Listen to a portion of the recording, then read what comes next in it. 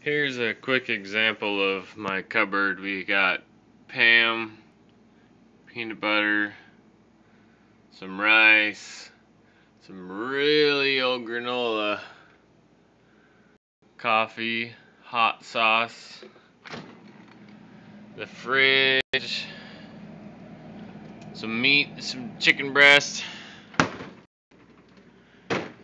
We got a whole lot of condiments. Yeah, we got nothing in there. We got half an onion in there. Yup. That's my life.